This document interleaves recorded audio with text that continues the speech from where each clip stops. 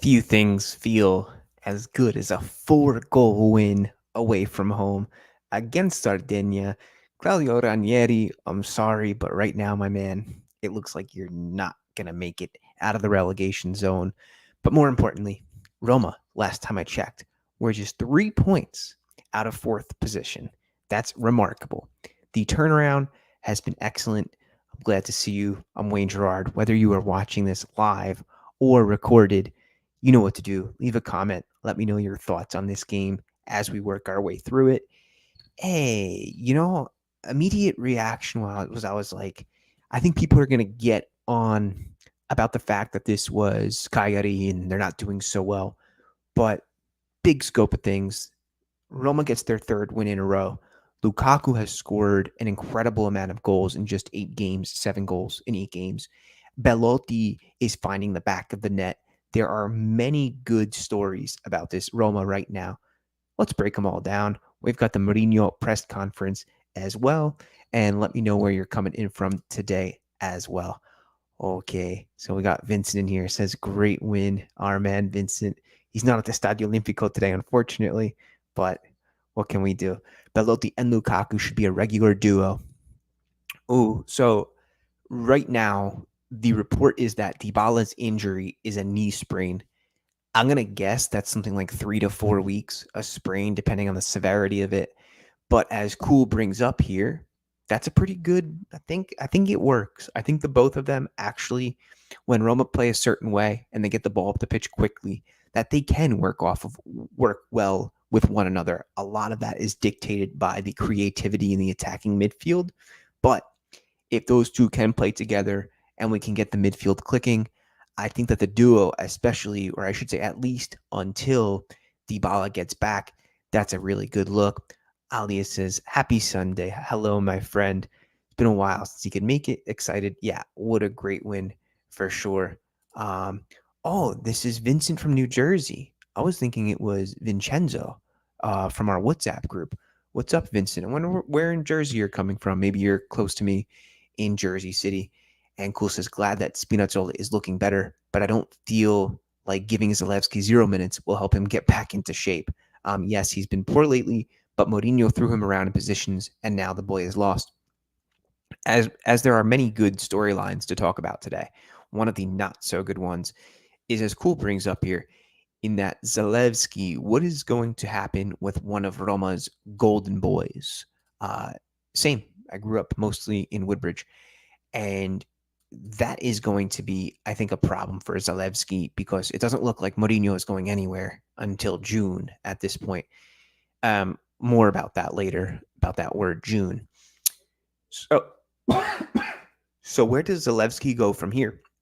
Does he overcome this obstacle and become a disciplined left back? I don't know. I really do feel like he's better off in the attack. But our manager sees him every single day in practice, right? He must know what's better off for him in a 3-5-2. How come he's not doing what Al Sharwi offers when he's on the pitch? Because even if you take Zalewski and you compare him to Al Sharwi, they could be two similar type of players, but you would argue that Zalewski of the two is more defensive. Then how come El Shaarawy is having better performances overall than Zalewski? Of course, you're comparing a much more green player rather than a veteran of the league, almost an expert in his field. But I think that's something we got to really figure out as far as where is Zalewski's role? Is it just mental? But even for Poland, I was watching Zalewski, or I was trying to, but the issue is that he wasn't even starting for Poland.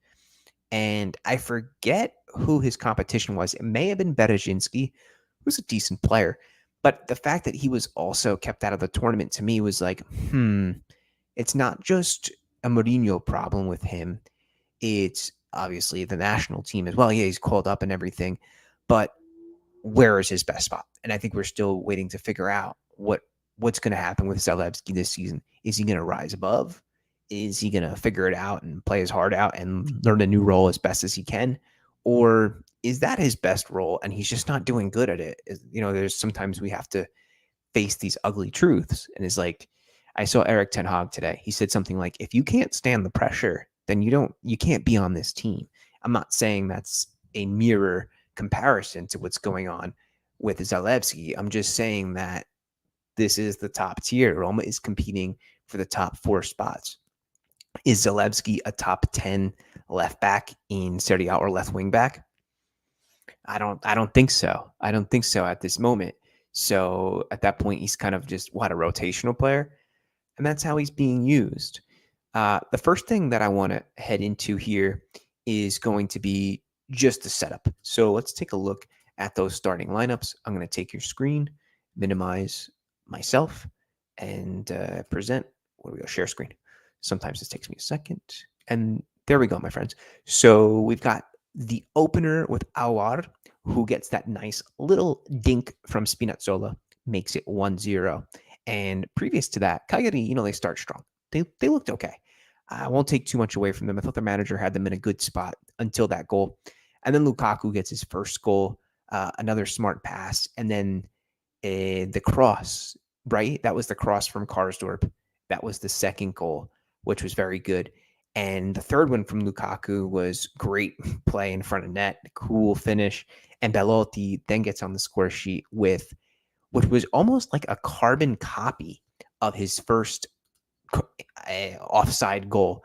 Was it correct or incorrect? I don't know, but it was an awesome individual performance, or I should say, a chance that he took and made for himself. But then he did almost the exact same thing, like less than a minute later, and then gets his goal in the 51st minute, and that made it 3-0 for Roma. And Lukaku is the last to score here, but then Nandez gets that penalty for, I believe, that handball on Brian Cristante. Too unfortunate for him. So look at these. I want you to take a look at the shots here. 16, only 2 on target. What's that tell you? That tells you that Roma defended really well. They played the low block very good. That probably, even without looking at a heat map or a shot target map, I can tell you that the majority of these shots came from well beyond the keeper's box. So they're from distance. They're hopes and prayers at the most.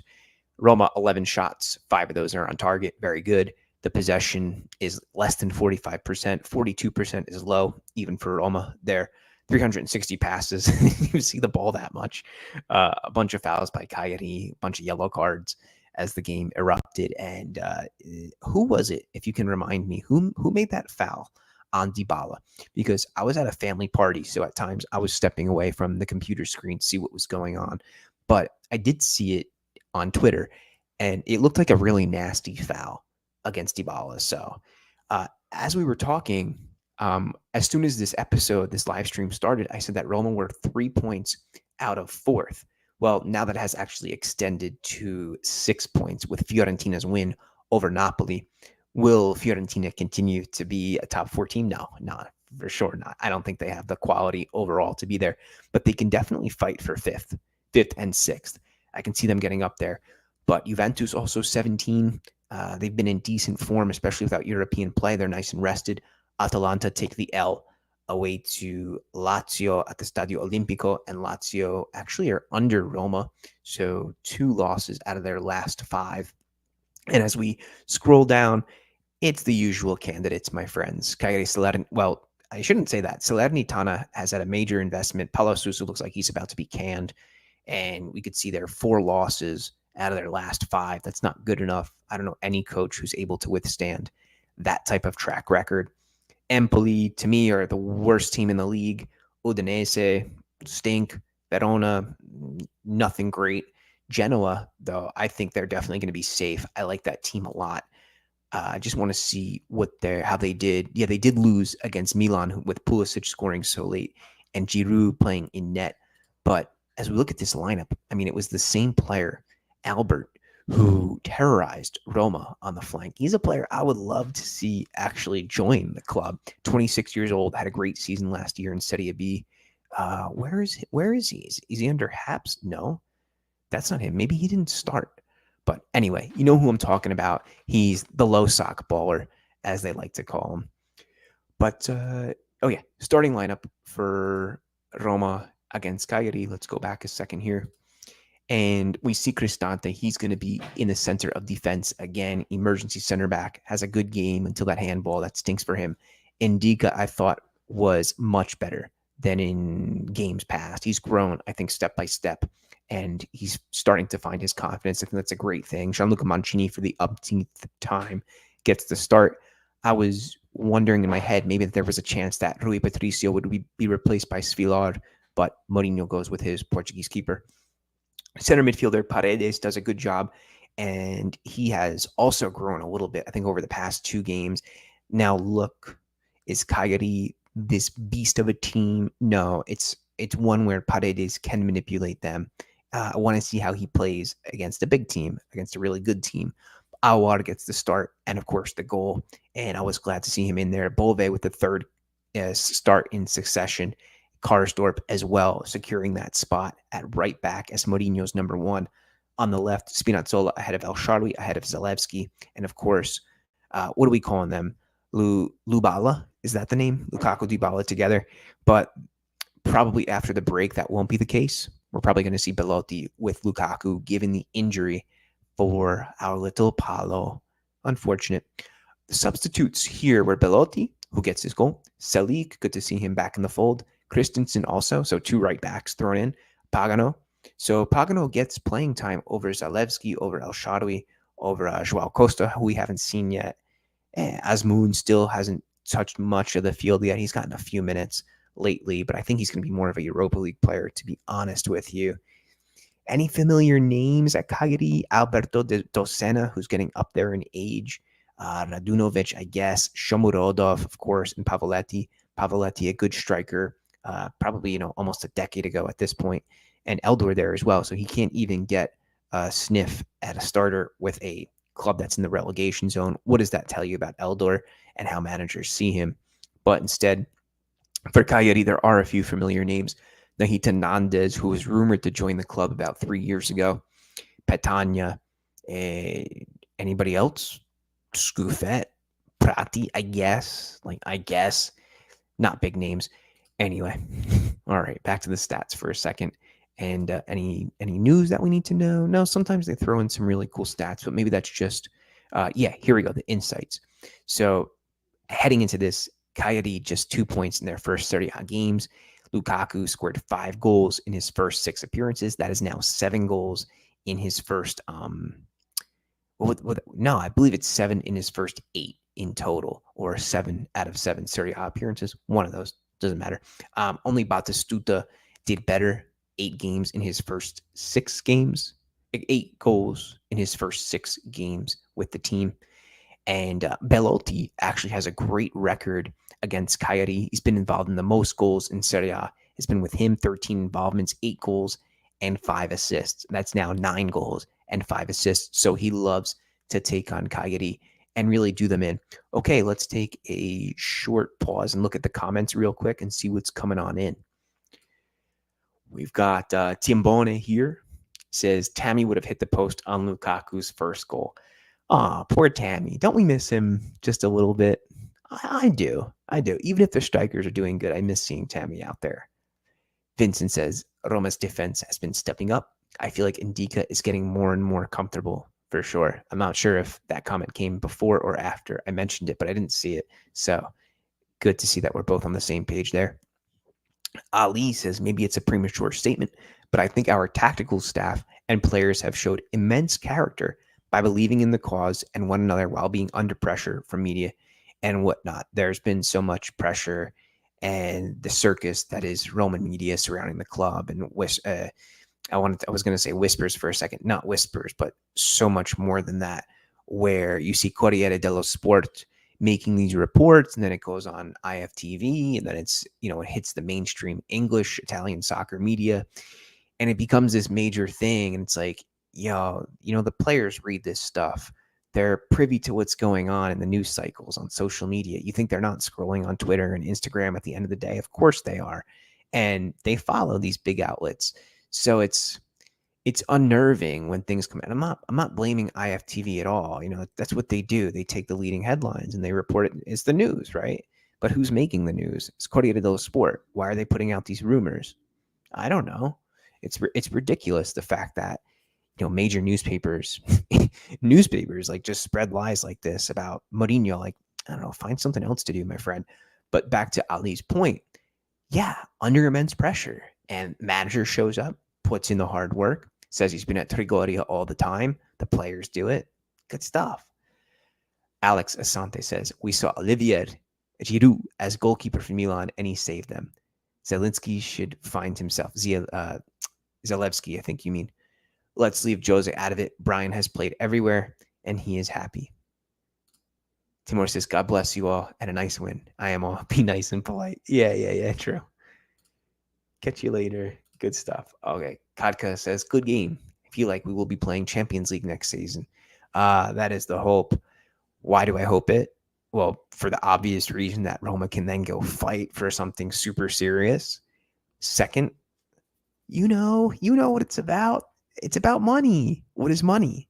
Money is getting around financial fair play, is getting in different players of a different caliber, is instead of relying on a player like Renato Sanchez, who's going to give you, 15 games a season, you get a player who can play the majority of the season and who has somewhat of that similar quality.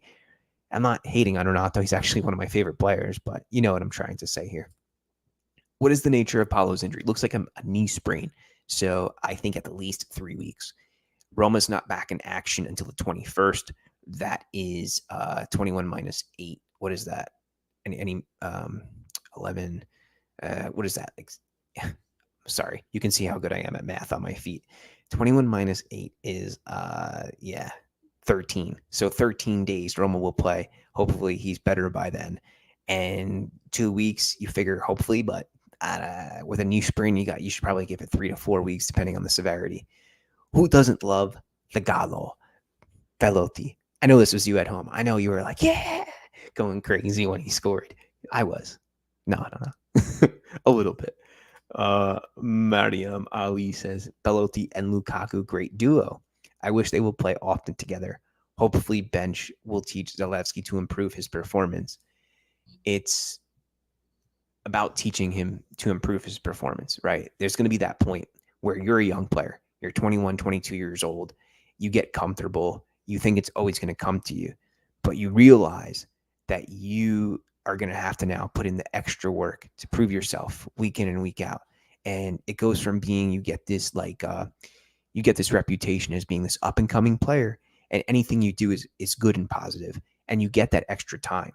But there's a point in your career, and that point is now for Zalewski, where instead of showing promise, that promise has to be your profession, in and out every single game, no more room for error, because your improvement is only subjected to how much and the type of work that you put in, how you can overcome that. Yeah, there we go. Monza, Inter, Lecce, and Lazio. Let's get all 12. So those will be Roma's, that's Roma's schedule, right? Let me look up the schedule right here real quick. And yeah, I'll share this once again real quickly. Monza won 3-0 today. It wasn't Papu Gomez as I was imagining, but also Kopani. Kopani gets another goal. Decent midfielder there, 24 years old. And it's going to be stacked. Just FYI, my baby's baptism is October 29th. So that live stream will not be directly after the match because I'll probably have family over. Or maybe it will be, but I think it'll probably be around if the game ends at 3 for me, I'll probably be on around 5 or something like that. So Roma, Monza, Slavia Praha from Czech Republic, yeah, Prague, the 26th, and then 3 days after. So in that 7-day span, Roma's got 3 matches, with the hardest coming on the 3rd, and then a week later, it's Roma versus Lecce. Wish I could go to that game. I don't think I'm going to be able to get to Rome, not right now. And then the turnaround is 4 days after that. And then the Derby 3 days later. This is not an easy schedule, my friends. I'm almost afraid to look at once I expand this tab. And then we go, so there's another international break, it looks like. From the Derby to Udinese, things get a lot lighter. Servette, we know what, hopefully we can assume how that match is going to go. And then a few days later, Sassuolo Roma, and then Roma Fiorentina, December 10th. That's going to be an awesome game. I wish so bad I could get to Rome to go see that one. Luckily for me, they do direct flights out of Newark, so it's not that long. It's not super difficult. It's something I should have taken advantage of much earlier in my life. Yeah, hit the like button. Guys, keep it coming. Keep the comments on a roll. If you're new here, subscribe as well. One thing I notice is that sometimes I'll have like 65, 70 people in these live streams, and I go and look after just to see the analytics, and it's like, 25 likes. I'm like, well, why? Throw it up there. Help me out. I wait for the day when I've got 5,000 subscribers. Not that everything is a number, but to me, it shows that I'm doing something right. And I know that I'm definitely doing something right because people keep coming back. We get support. We have great conversations based on the comments. So definitely appreciate that. Imagine us beating Monza. That's 4 on the trot. Yes, sir. That would be pretty great. And Ariel says, Lukaku is the reason Belotti has improved. Belotti knew if he doesn't perform, he's never playing ahead of Lukaku. That's why big time competition is good for the team. Let's analyze that first sentence here. Lukaku is the reason Belotti has improved. Ariel, before I continued reading that comment, I thought that it wasn't because of the competition, but rather because they work well together, because they actually play off of one another pretty nicely. Lukaku, as big and excellent in the box as he is, does make a lot of diagonal runs, and he puts that ball across the face of goal more times than I really would have anticipated from a big, strong center forward. That is definitely making Belotti play better. And also the fact that there's Osmoon, I think that the competition, having 3 good strikers, does bring it out because, bro, if you don't work hard, if you don't get up and put those extra minutes and that extra time in the gym, you're not going to play at all. Lukaku is a phenomenon. I'm so happy that he's a Roma player. I'm like, this dude is so legit. What is everyone else looking at? Like, why wasn't he signed for PSG? Or it's very odd to me. Alex says we will beat Monza. If we can get that win against Inter, we will be in the top 4 after 10 matches. And I would hope to God that Roma keeps it there. Really, man, I keep thinking that it's been so long that Roma has been able to get into the Champions League, and that has had such a negative impact on the balance sheet. Because under financial fair play, as you know, and as I always mention, it's crucial that Roma gets as much money and receives it as they can. You get a situation like back in the Europa League final, and it's not just that Roma lose the game, it's that they lose the opportunity to go into the Champions League and get that money, and then maybe someone like Fratesi would have been signed. And if Rocco is here on the chat, he's a player that I think both him and I really believed in. And it was a shame that Roma couldn't sign him. And, sometimes things work out for the better. Roma couldn't sign or didn't sign Scamacca. Instead, Lukaku joins. It's okay. It's all right. Katka says, when will our number 21 and number 7 return? Will they play Inter? I don't think that Pellegrini will be there against Inter because if that was 2 to 3 days ago, he got ruled out for a month, or maybe yesterday. That's not going to fit into the time frame because it's already the 8th of October. I think by probably the 10th of November, you'll see Lorenzo Pellegrini play.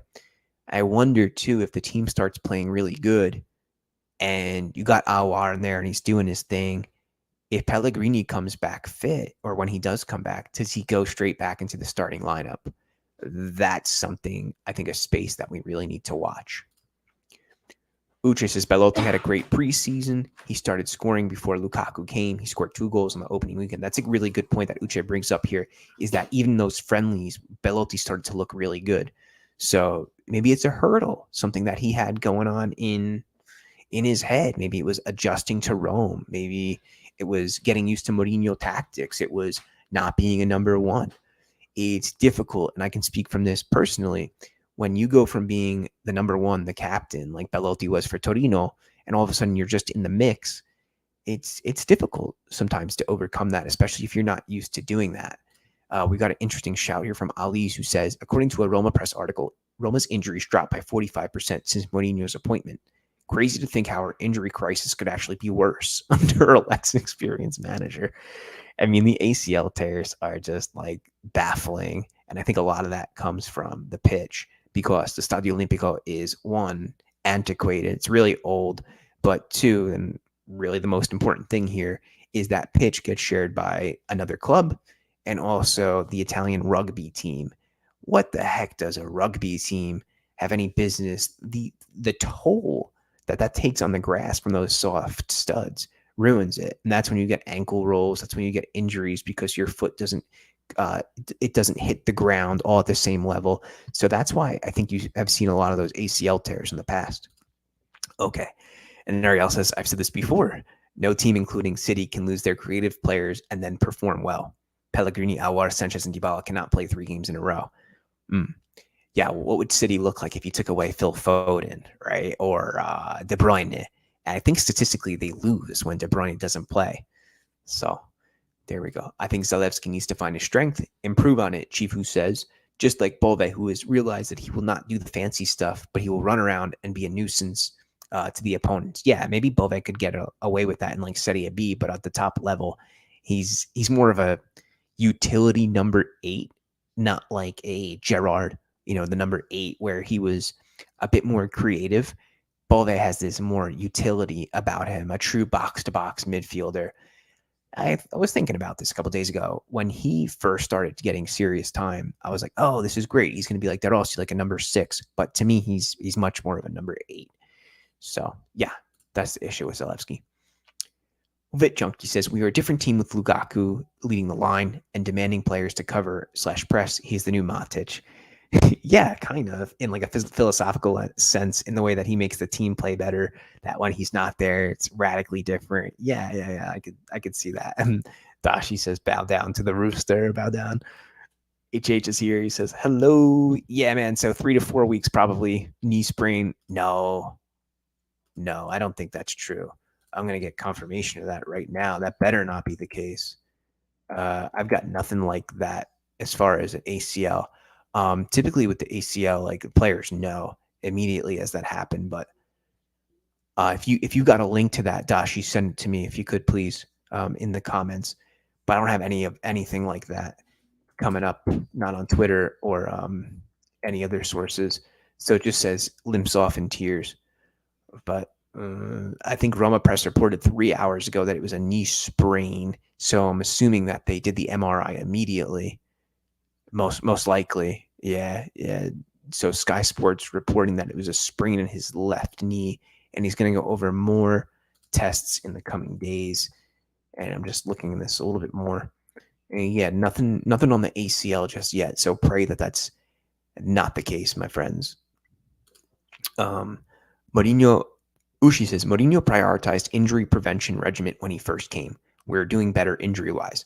Mourinho also manages the minutes of the players pretty well. And that's true. And Dashi says, no, since you was talking about it, no ACL tear. Just probably a bad sprain, maybe in his MCL or some other ligament in his knee. Guys, I think it's time to get to the Mourinho press conference. Let's do that. Share my screen, go to Twitter, and of course, as usual, these are always on my Twitter after the game, usually as soon as they come out, unless like my daughter takes a massive poop and there's a much more pressing matter at the time. So he speaks to the zone. He's asked, what is Dybala's situation? And he says, I'm not optimistic.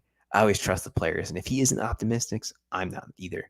We have to wait for the result of the tests, but I trust the players a lot and their knowledge of their bodies. He's not optimistic, and neither am I. And he got the same question asked to him, and he was like, I just told you. Next question. Has Roma made a step forward from a playing point of view with the 2 midfielders? And he says, we looked for more solidity after the Genoa match, which was very strange.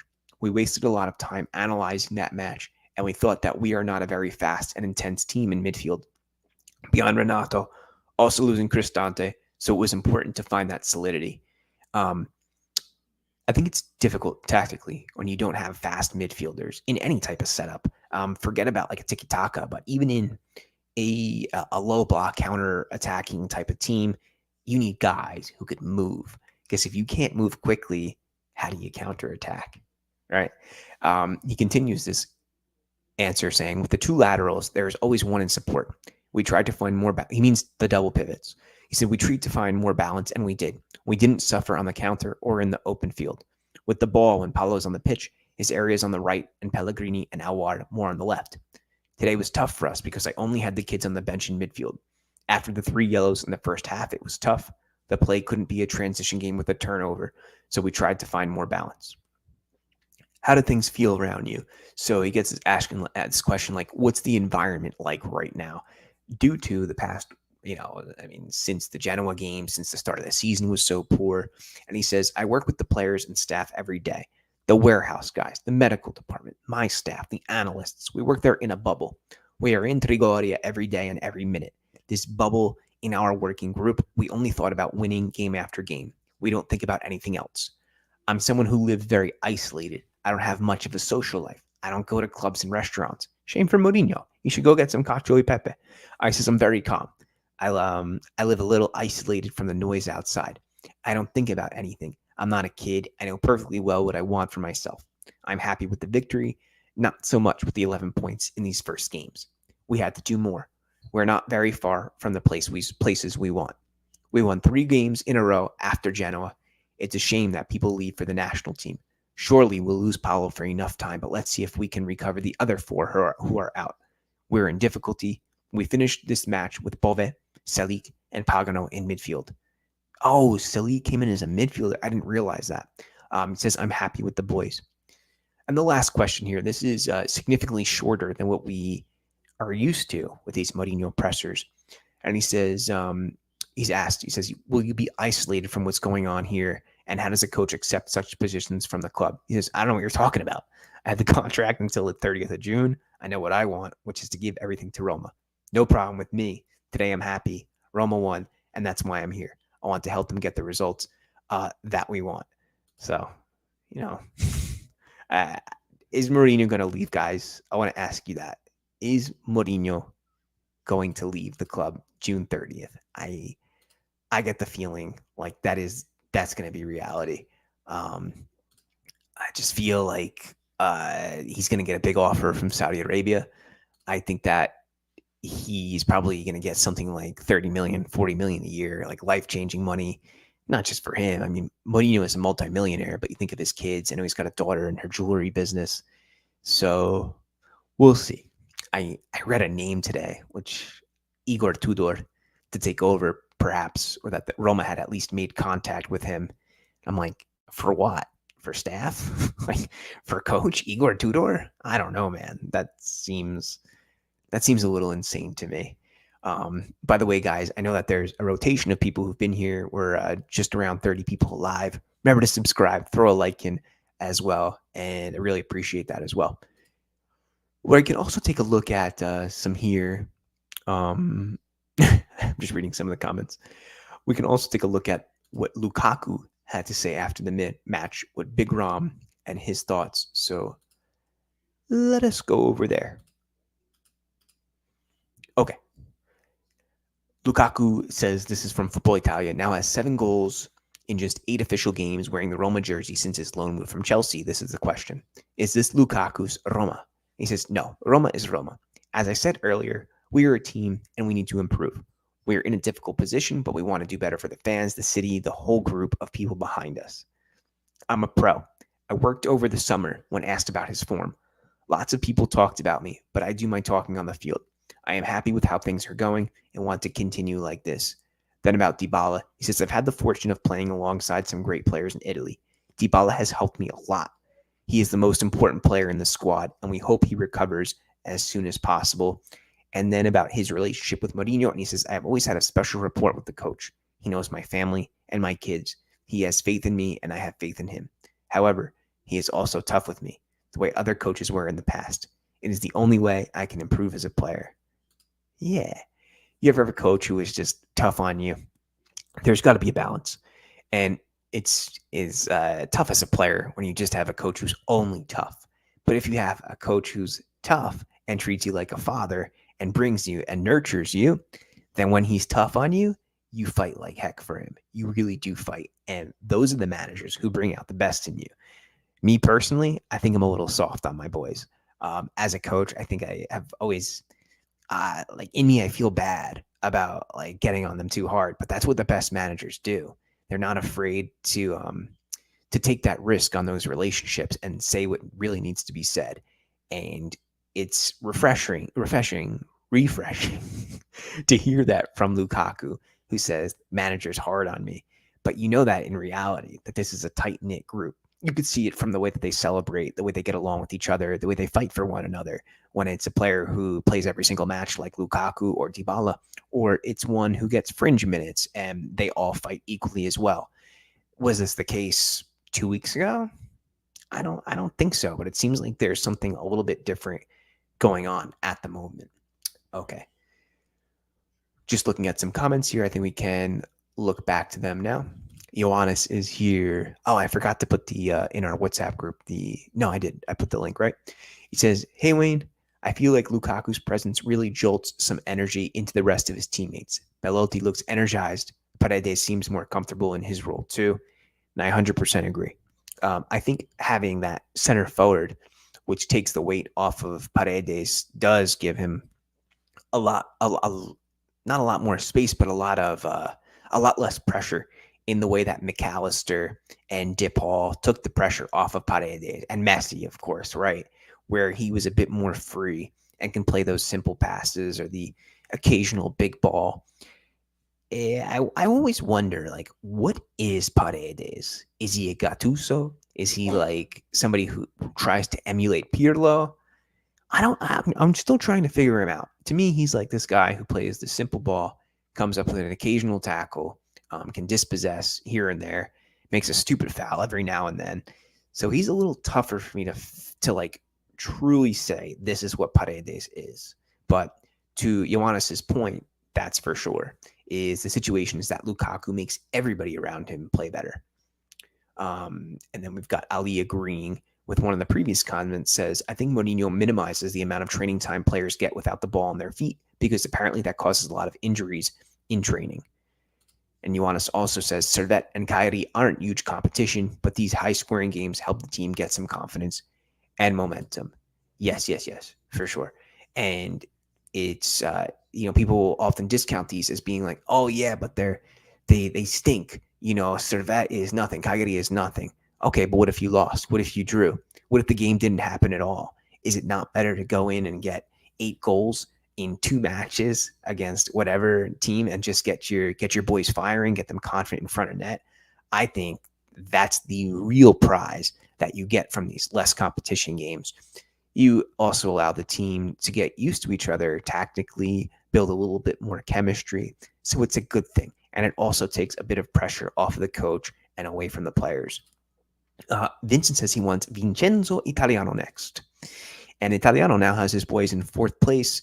Man, they can't stop scoring. They put a lot of goals in. And let's just look at what they did today against Napoli. Oh my gosh, 3-1. I didn't realize it was Nicolas Gonzalez. He cannot be stopped. I'll share my screen for this for you as well. Italiano is doing some really good stuff. Another manager who likes to keep his midfield tight. I wouldn't call it a true low block. It's more of like a medium low, but then looks to explode on the counter. Loves to get his wingers up high and then play in the whipping ball into the center forward. This would benefit strikers like Lukaku for sure. In the past, who was the guy? I forgot his name for a second. Polish player, the striker, played at Milan. They bought him from Genoa. This is a guy who didn't need to take a lot of touches. Actually, he had a really poor first touch, but finished like a demon. Sorry, there's like a P in his name. I know somebody's gonna be killing me out there for this. I'm gonna comment on this one for a second. That's a pretty funny one. I'm 33. I'm not 17. That's really funny, but thank you. I appreciate that. That's great stuff. Let's get back to these real quick. So Brecalo, who is a good purchase. I'm not sure if they got him from Torino, but I know that 2 seasons ago he was there, and he is quite talented. Giacomo Bonaventura, aging like the finest of Fantasista wines out there, which is a line I wrote for Fantasy Serie A last week. So, but back to the comments. I want Italiano next, he says. We'll see. I would say that Italiano probably has like a 25% chance. To me, just because of like that transition from Mourinho. You're not going to go from Mourinho to like, an all-out Azeman type coach. I don't foresee that. But instead, Italiano is the guy who's ready for his first big club. He's done good work. He was at where, Spezia before, or I think it was Spezia, and then Fiorentina acquired him. He had a tough time last year. His first year was really good, and now again he's doing great things with Gonzalez. So I don't know if Gonzalez is a player that Roma would ever be able to get if he was to come over, but he could surely do wonders with Dybala if that was the case, or maybe Dybala gets bought or something, and he brings in Gonzalez. I'm just playing fantasy calcio right now. But Ariel is a little angry and says Mourinho will leave because some fans wanted him out. No, I think he's going to leave because he's going to get a major offer that triples his salary. Dashi says from Jose to Igor Tudor is crazy. Yeah, I agree. And Uche says Lukaku, silky. I think Tammy will improve a lot with the roster. And that's an interesting point you bring there is what will Tammy bring? Will he be included in a deal that makes Lukaku permanent with Chelsea? I get the feeling like that just seems like one of those things that makes a lot of sense. Not been treated right by the press. Well, Uche, welcome to Rome, where no player or manager is treated right by the press. At this point in time, it seems like he's going to leave. He's emotional. No, I think that emotion is the thing that keeps him here too. And he knows that the players and the team love him. The Ultras have continuously made banners and stuff to show and prove a point that they are with Mourinho, even with the losses. Enzo, what's up, my friend? How are you doing? Enzo's been putting up some really great statistical work on Twitter. I've been noticing as well, especially like some Paredes statistics, which made me realize his impact on the defensive side of the game as well. So you can check him out. Dashi says that celebration with Paredes and Lukaku were waiting on VAR for Belotti's goal and then running away together was straight up adorable. Yeah, on Twitter, I think tomorrow I'm going to post a few photos from the game, which it's going to be a long news cycle. So I'm trying to make media which stretches out across the next week or two just to give people something to look at. And yes, Pagano getting minutes. The more playing time he gets, the better he will become. He's still a teenager, right? What is he? Pagano. I'm going to say he's 19, and he is 18, born 2004. 5'9". Speaking of looking like a kid, he looks super young. But I like Pagano a lot, and when I play, obviously I shouldn't say obviously, but I'm not the biggest of players. So one thing I've had to use throughout my life is my brain before it's speed, aggression, or height or anything like that. And when I see players who have vision, that to me is like an automatic. I'm just so intrigued by them. Paredes is like Michael Carrick, Chifu says. Maybe I could see that a little bit rolling back the years there, Michael Carrick. Enzo says Lukaku's versatility in the final third has unlocked everything for everyone around him. No coincidence that Roma are second in the league in goals scored with 19 in 8 games. Is that true? Oh my gosh. Second in the league for I'm just gonna look that up.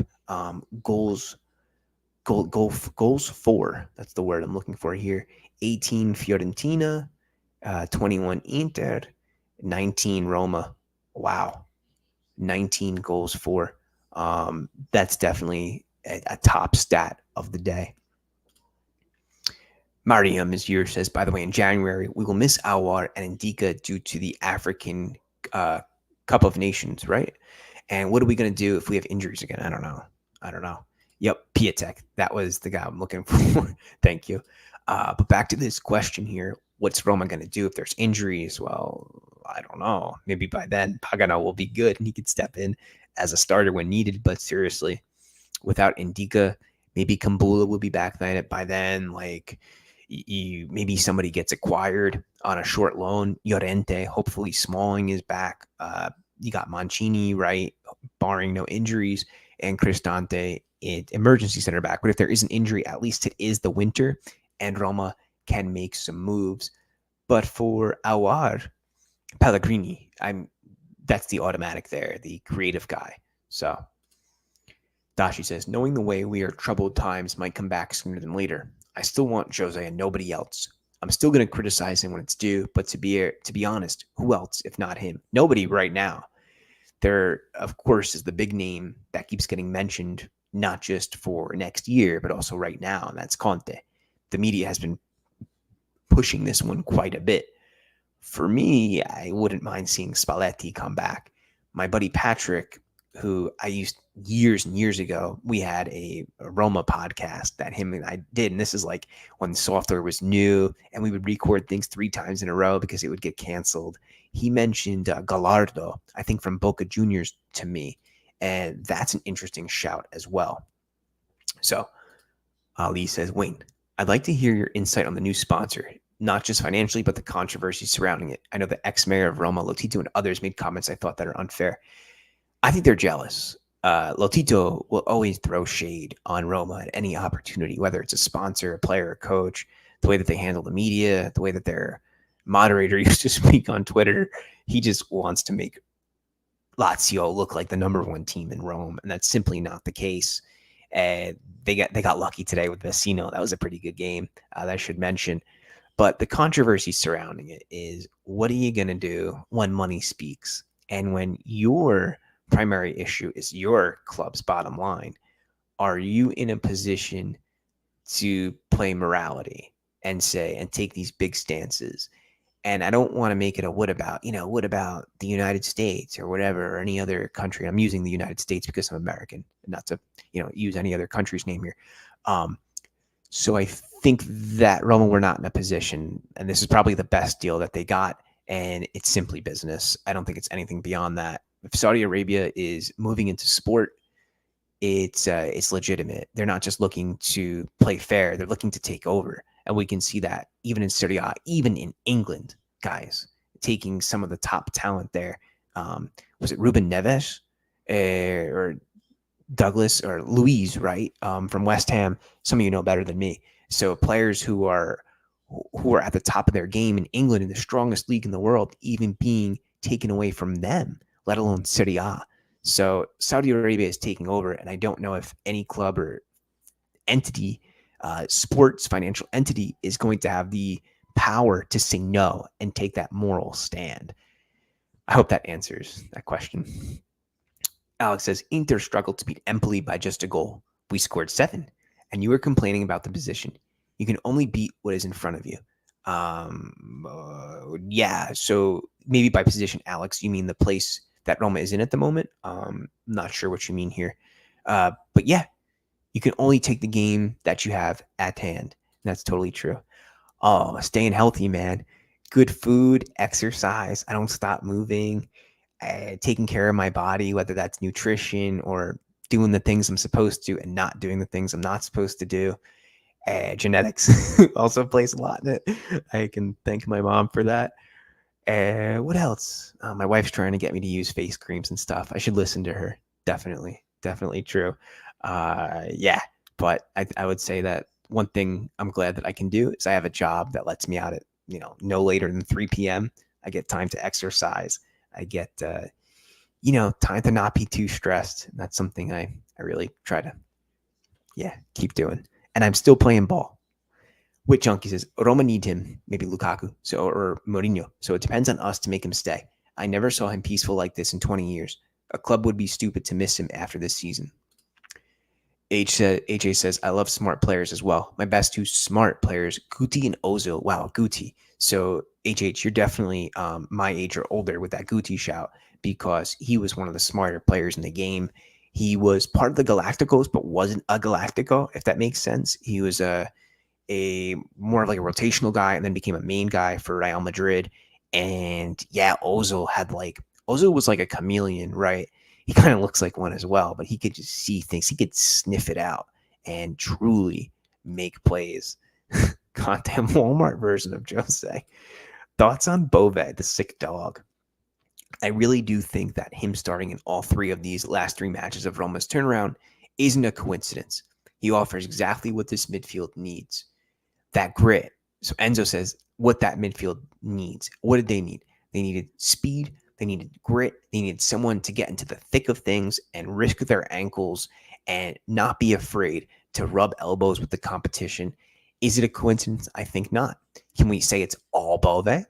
Of course. But the point is of what Enzo brings up here is that Roma have played better in midfield, and they surely have, because they needed that edgy, scrappy, between a 6 and an 8. What would be the perfect number for Bove? He's more of a 16, isn't he? He's more of a De Rossi type, no? And maybe that should have gone to him before it went to Paredes, who's more of a 6. And Enzo says he can play with almost any style of player because of the intangibles he brings to midfield. His effort is non-negotiable, and I feel like someone like Paredes benefits a lot from playing with him.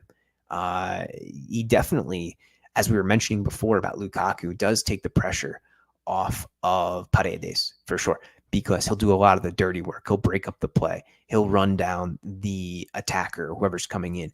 So that speed is vital to Bove's play, and it does truly help the team. So I agree. Enzo brings up great points here. And Uche hops on this and says Paredes benefits most from Bove in the team. He does, and the defensive press and tackles. And Dashi says loves Bove. His appearance is so similar to his little brother. Thank you, my friend. Appreciate you. Appreciate you guys. By the way, guys, if you haven't yet subscribed, if you haven't thrown a like up there, please do so. We got 34 people in here, a good mix. I guess if we could wrap things up here, we could say that Roma comes out big. A lot of performances that needed to be had by Karsdorp, by Cristante, who, again, emergency in defense. Indica's growing confidence. Aouar's ability to overcome the pressure and the negativity. There were some nasty things said about him on Roman radio over the past 3 days. Gets that goal, opens it up. Spinazzola does well to incorporate himself into the attack. Karsdorp also puts the haters down, establishes himself as Roma's number 1 center back.